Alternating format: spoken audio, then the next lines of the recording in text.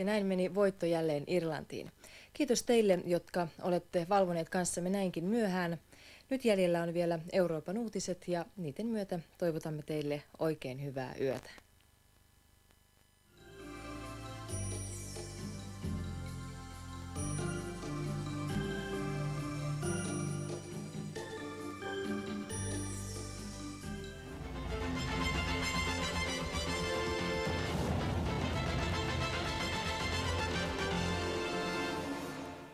The waiting game is over. For all gathered around this kindergarten in the Parisian suburb of Neuilly, the last 2 days have been literally explosive.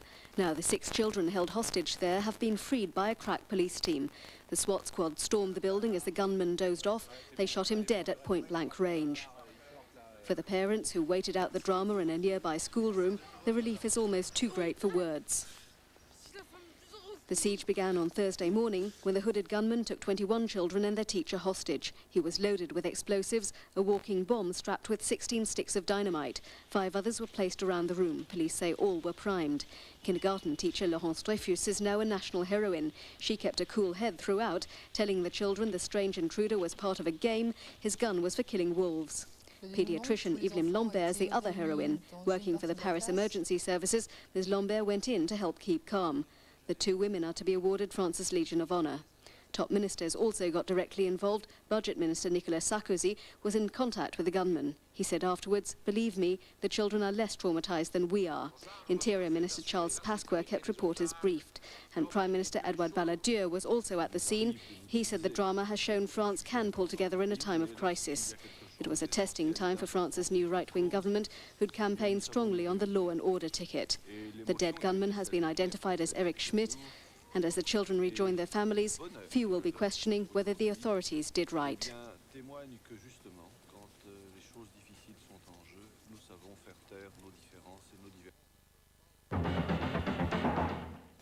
A bomb has exploded in northern Rome, causing at least 13 injuries and widespread damage. It took place in the wealthy residential district of Parioli.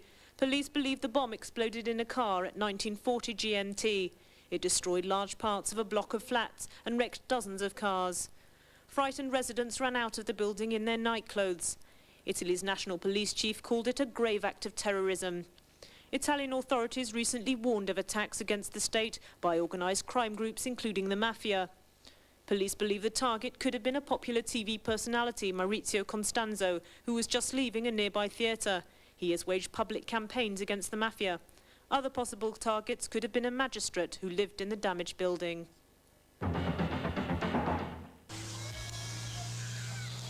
Voting is underway in a referendum to decide whether the Bosnian Serbs will accept the Vansoin peace plan. An estimated 730,000 people are eligible to vote this Saturday and Sunday. According to the latest polls, the plan will be rejected. The peace plan redraws the Bosnian map on ethnic lines and would force the Serbs to give up much of the territory gained in their 13-month war against the Muslims and Croats. To be accepted, the plan must get over 50% of the vote. The results of the referendum are expected late on Tuesday. Bosnian Serb leader Radovan Karadzic and his wife cast their votes in Pale, seat of the self-declared Bosnian Serb Republic. If they vote no to this plan, then I call Mr. Gorbachev to make another plan. If Vansoin plan Mark 1 is dead, let us make Vansoin plan Mark 2. Norwegian families cheer on their whalers. For these people, whaling means a living, and their government's decision to allow the hunt is only good news. These boats were among the first out of the harbour, just a day after the Norwegian government announced it would defy the worldwide ban on whaling. Their catch, a minke with a meat weight of approximately 1,500 kilograms. The International Whaling Commission has voted to extend an 8-year moratorium. They say it's necessary to protect the species. But Norway argues that minke whale numbers have recovered sufficiently for them to resume a limited hunt. International condemnation of their defiance is strong, and Norway's government says it will set a quota. It fears other countries will start boycotting Norwegian exports, particularly fish.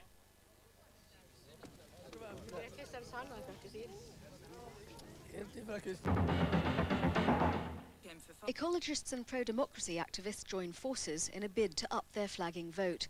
Germany's Greens have recruited the small band of human rights and democracy campaigners who were active in East Germany before the fall of the Berlin Wall. The dissidents set up Alliance 90 as a political party after reunification. The Greens lost all their seats in Parliament at the first all-German elections. They hope the Alliance 90 members, still respected in the Eastern Länder, will help them regain some power. Jacques Chirac, president of the right-wing RPR party and mayor of Paris, met with his Spanish counterpart José María Aznar in Paris Friday, this less than a month before Spanish elections scheduled for June 6th. Aznar, who's president of the Conservative Party, is expected to fight a close battle with Socialist Party president Felipe González. While a recent poll shows González to be slightly ahead, high unemployment and further devaluation of the peseta threatens the socialist's fragile lead. During the meeting, Chirac declared his support for Aznar and said he hoped to strengthen French ties with Spain. This week in Bulgaria, riot police clashed with supporters of the Anti-Communist Union of Democratic Forces. More than 15,000 protesters rallied near the parliament in Sofia during a demonstration against the central government. The demonstrators protested against what they call the restoration of communism in Bulgaria, claiming it thwarted the country's attempts at democracy. The UDF shouted for the resignation of the 5-month-old non-party cabinet of Lubian Berov. A major breakthrough for Russian President Boris Yeltsin Friday, this after leaders of the Commonwealth of Independent States, or CIS, called for the creation of an economic union. Kazakhstan's President Nursultan Nazarbayev, a strong backer of the union, said the plan should resemble the European community and not the former Soviet-dominated Comecon. 9 out of the 10 CIS nations signed a declaration of support. Only energy-rich Turkmenistan refrained from signing. The strong show of support has helped Yeltsin's position at home. Yeltsin is expected to draft a new constitution in June, giving him more power to implement reforms. Meanwhile, Ukraine President Leonid Kravchuk remains skeptic, warning the CIS that Friday's signature was only a declaration and not a set economic union.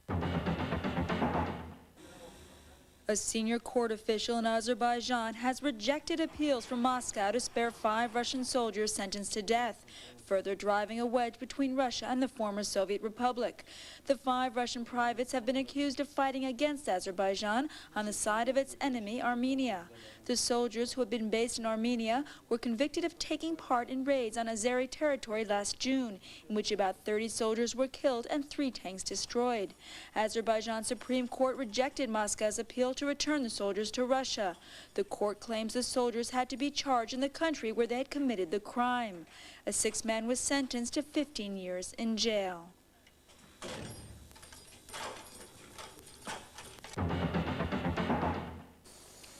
The Germans land in Somalia. The advance party of 45 military specialists arrived in Mogadishu to prepare the way for another 1,500 German troops. These will be stationed at Belatuen as part of the United Nations humanitarian mission. They'll be keeping the peace between warring local factions while reconstruction work gets underway.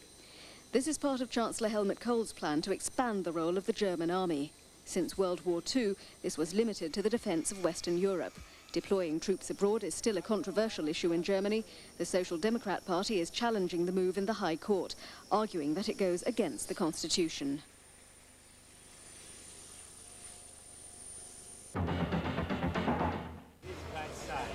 One of the ultimate symbols of capitalism, the Ferrari, will soon be available in the People's Republic of China.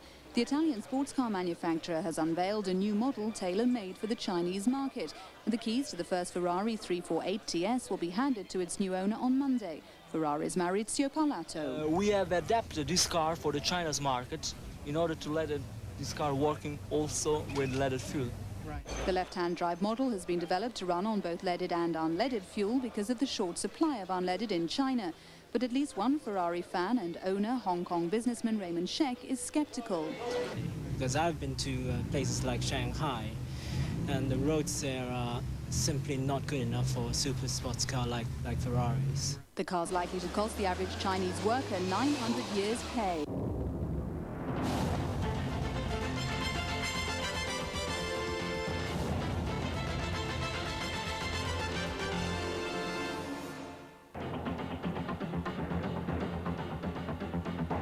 Watch EuroNews for a full news roundup every half an hour.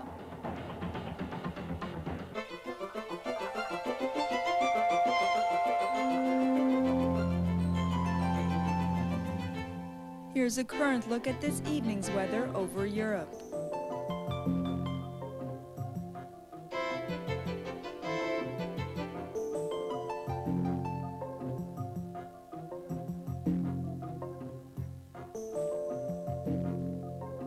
Here are the temperatures recorded this evening.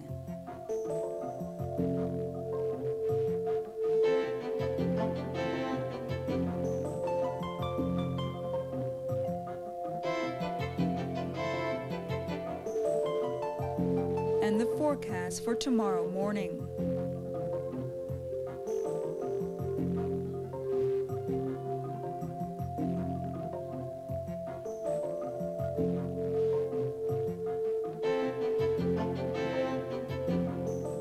Now the temperatures forecast for tomorrow morning.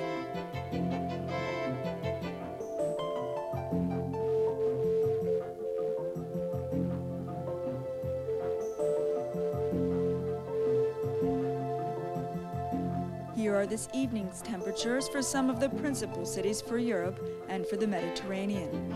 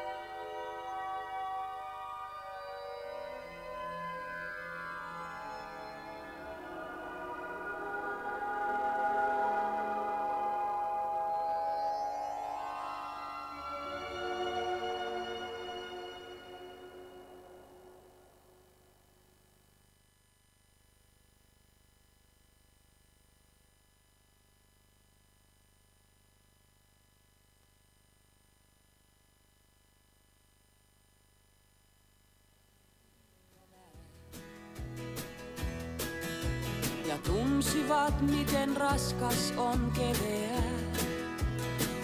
Niin aika muutti muotoaan. Nyt se toisenlaisin kelloin mitataan.